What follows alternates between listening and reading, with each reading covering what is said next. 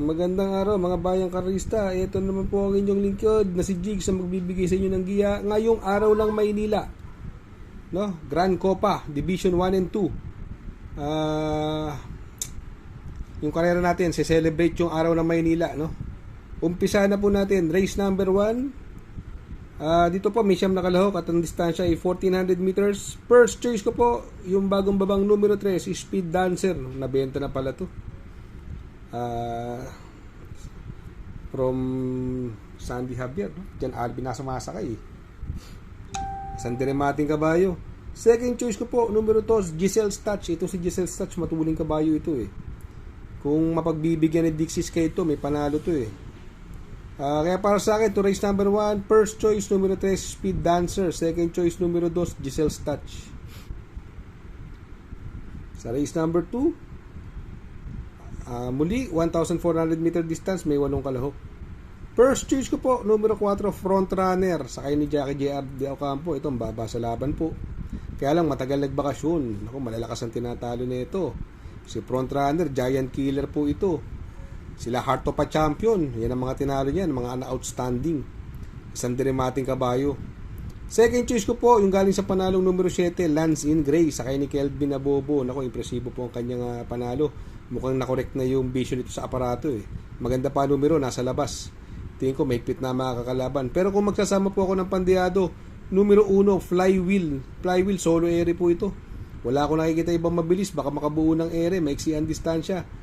Magandang pandiyado po yan, Flywheel. Huwag po kayo mawawalan yan. Kaya sa race number 2, first choice numero 4, Front Runner. Second choice numero 7, Lance in Gray. Third choice sa pandiyado, numero 1, Flywheel. Sa race number 3, the Grand Copa Division 1 Stakes Race. Dito po may 5 kalahok at ang distansya ay milya, no? First choice ko po, numero 5, Parade King. Nako, ito sa Parade King, pwedeng iuna, pwedeng isunod. At alam naman nating stakes race campaigner ito at nananalong dehado. Sakay ni John Paul Guse. Ito, gamay na gamay niya po ito. Possible mag-senaryo rito. Iba na pala may ari kay Worshipful Master, kay Mr. Hermes Guerra na pala ito. Possible scenario po ito, mauna King James, Worshipful Master na sumunod. Kung magkakaroon ng habulan sa unahan, Parade King, makakaantabay sa kanila. Pero second choice ko na rin po dito yung numero 4, King James, sakay ni Lester De Jesus. Ito, kung mapabayaan naman sa unahan, kampihan ni Worshipful Master, makakabuo na ere, may panalo rin po eh. Kaya sa race number 3, first choice numero 5, Parade King. Second choice numero 4, King James. Sa race number 4, distance is 1,400 meters at dito may 7 kalahok. First choice ko po rito, numero 6, Shade Green, sa ni Lester De Jesus. Kung papansin natin, Sprewell lang ang medyo matulin. Hindi maganda numero ng Sprewell, medyo may problema minsan sa aparato yan. Kung mauna yung Shade Green, baka makabuo, malaki panalo. Second choice ko po, yung numero 2, Straight Shooter, sa ni Dan Camanyero. Ito, pwedeng una, pwedeng isunod at magaling Dan Camanyero, although matagal nagbakasyon. Pero sasama ko pong pandiyado, numero 3, Feel the Burn. Ito, pag rumimate, bugal-bugal rumimate ito, angkop ang distansya. Baka magkahabulan sa unahan. Yari sila rito kay Feel the Burn, isang diremating kabayo. Kaya dito sa race number 4, first choice, numero 6, Shade Green. Second choice, numero 2, Straight Shooter.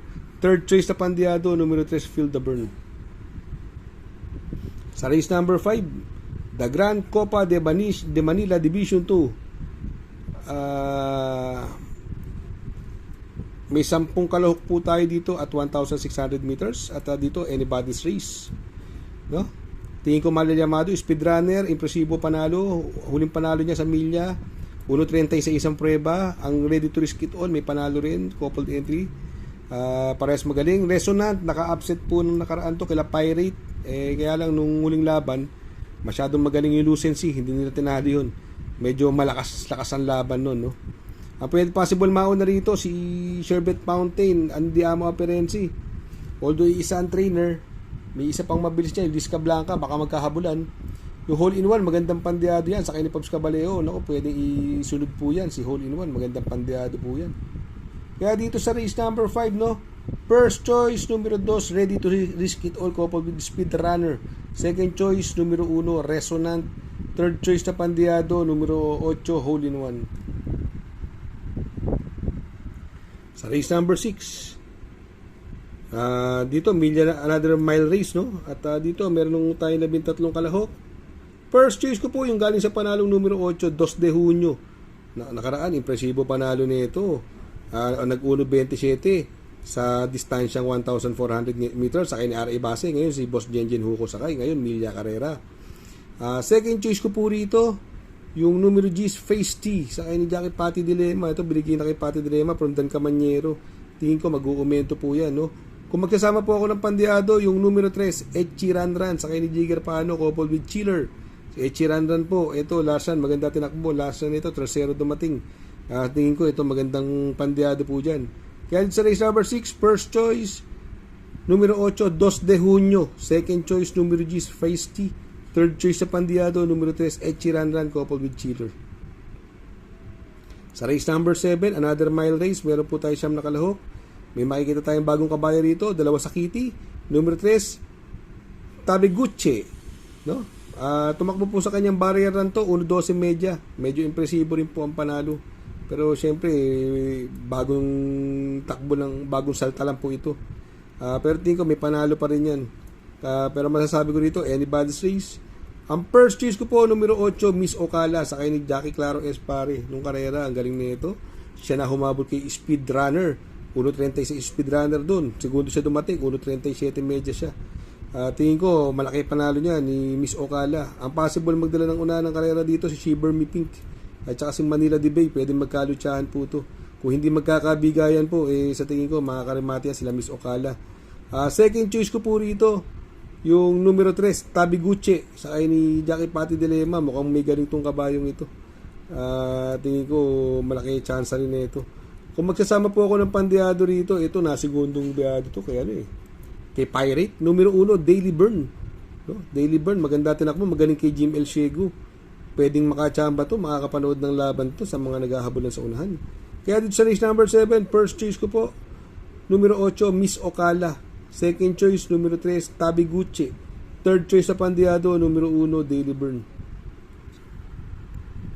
Sa race number 8, distansya ay 1,400 meters at may 12 kalahok.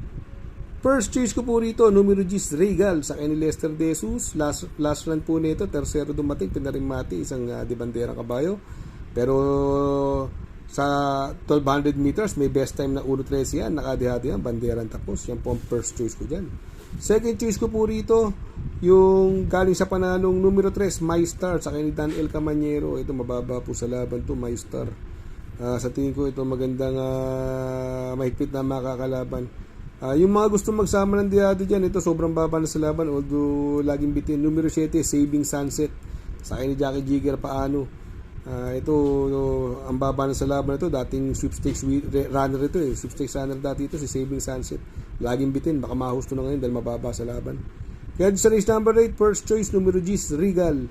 Second choice numero 3, My Star. Third choice na pandiado, numero 7, Saving Sunset. Sa race number 9, dito po may 13 kalahok at ang distansya ay 1,400 meters. Another anybody's race. First choice ko po rito, numero 2, si Muni Maniman, sakay ni Jackie RC Simasyo. Ito, napasegundo ni Charles Reyes ito Dito, magaling po dito yan sa MMTCI, coupled with Arthur's team. Nabiti naman to segundo kay Angels Momentum. Inabot po ni Angels Momentum yan si Arthur's team. Parehas may panalo po yan, no? Sa tingin ko malaki panalo niya, no? Second choice ko po rito yung numero 1, Make or Break. Ito bagong baba ng grupo, Charles Reyes ang sakay. Ito magandang diado po yan, Make or Break. Pwede pong isama yan, no? Third choice ko po, pandihado rin, yung numero 4, Clear Mark. Ito, naipanalo pa sa kabalihang dihado yan. Kila Maringo, Clear Mark. Ito, tingin ko may panalo din po yan. At saka, magsasama pa ako ng isang pandihado. Kursunada ko lang po. Yung numero 11, Amaraya. Tingin ko, malaki rin po panalo niya si Amaraya. Kaya dito sa race number 9, first choice, Numero 2, Mooney Money Man coupled with Arthur's Team. Second choice, numero 1, Make or Break. Third choice, pandehado rin. Numero 4, Clear Mark. At isa pang pandehado, yung numero 11, Amaraya. Sa race number 10, sa penultimate race. Dito po, meron po tayong siyam na kalahok at ang distansya ay 1,400 meters. First choice ko po rito, yung numero 2, Circle of Love sa kay ni Jeffrey Bakaykay. Ito, nalucha lang po nung karera. Although andyan si Beautiful Yana, pero mas tingin ko, mas maganda numero ngayon ni Circle of Love. Ito, magdadala ng unahan dito. Kung mapapansin natin, yung nagbabalik, Deputy Mischief. No? Ito si Deputy Mischief, magaling na kabayo po ito. Ito yung mga nakakalaban ni Manila DB, si Deputy Mischief. Sa tingin ko, may panalo po yan. Kaya lang, matagal nagbakasyon. Tadius, no? Sa kanya ni Jackie J. Lazaro. Yan naman po ang aking second choice. Ito, takbo ng takbo. Nakaraan, inayaw lang nung karera to eh. Pag nilabas to dito, malaki panalo. At magsasama pa rin ako. Sasama ko pa rin yung numero 4, pang-protection, Deputy Mischief. Matagal lang nagbakasyon pero malaki panalo. Kaya dito sa race number 10, first choice, numero 2, Circle of Love. Second choice numero 5, Tadius. Third choice, numero 4, Deputy Mischief. Sa race number 11, sa last and final race, dito 1,400 distance at may labing isang kalahok. Straight sa Kitty Super Pinay, nabitin to nung karera, segundo, pero siya llamado, pero ako hindi. Yan ang first choice ko rito. Numero 9, Sega Tulin, sa kay ni Jan Alvin Guse, impresibo panalo na karera to. Sa 1,200 meters, nag 1.13, malayong nanalo. Para sa akin, napaka-impresibo ng panalo noon at pabuti yung kabayo. Second choice ko na rin po, numero 2, Super Pinay. Binigay na kay Jeffrey Sarate. Tingin ko yan ang mahigpit na makakalaban. Pero kung magsasama po ako rito ng pandiyado, yung numero 5, Pay the Line. From Christian Garganta, binigay na kay Uno Hernandez. Tingin ko yan ang may panalo rin po yan. Kaya lang, andyan yung Grand Jackpot, pwede silang maglutsahan. Kaya dito sa race number 11, first choice, numero 9, Sega Tulin. Second choice, numero 2, Super Pinay. Third choice sa pandiyado, numero 5, Pay the Line. Shout out nga pala kay Sir Pax ng Barkadahan OTV. Located po siya sa 1139 New Antipolo Street, Corner Vargas. Malapit lang po sa Abad Santos, yung bagong ginawang tulay. Very convenient and attentive po ang mga tao. Pwede po kayong mag-EB at party while betting on racing.